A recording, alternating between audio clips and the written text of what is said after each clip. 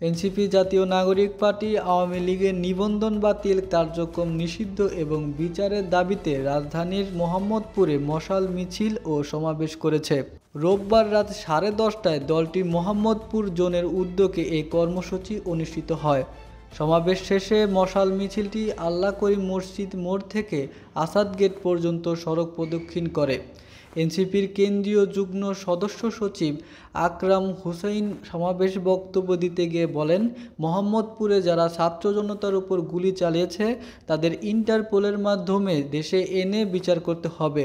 তিনি আরও বলেন, আওয়ামী লীগের শাসনকালে তাদের নির্যাতন ও জনগণের উপর অস্বাভাবিক চাপ সৃষ্টি করা হয়েছে, যা কোনোভাবেই মেনে নেওয়া যায় না। এনসিপির কেন্দ্রীয় সংগঠক এম সোরাইব বলেন, আওয়ামী লীগ একটি গণহত্যাকারী দল। দিল্লির প্রেসক্রিপশন বাস্তবায়ন করাই ছিল তাদের সাংগঠনিক কার্যক্রম। বিষের যেমন ভালো বিষ বা খারাপ বিষ বলে কিছু নেই, তেমনি আওয়ামী লীগের ভালো লীগ বা মন্দ লীগ বলে কিছু নেই। তিনি বলেন, আওয়ামী লীগ কোনোদিনই জনগণের প্রতি সঠিক দায়িত্ব পালন করেনি এবং তাদের কার্যকলাপ দেশের ক্ষতি হয়েছে। সমাবেশে আরও বক্তব্য দেন এনসিপির কেন্দ্রীয় সদস্য মীর হাবিব আল মঞ্জুর এবং মোহাম্মদপুরের জোনের নেতারা। বক্তারা আওয়ামী লীগের বিরুদ্ধে কঠোর ভাষায় বক্তব্য দেন এবং জনগণের প্রতি দলের এই অবিচারের জন্য বিচার দাবি করেন।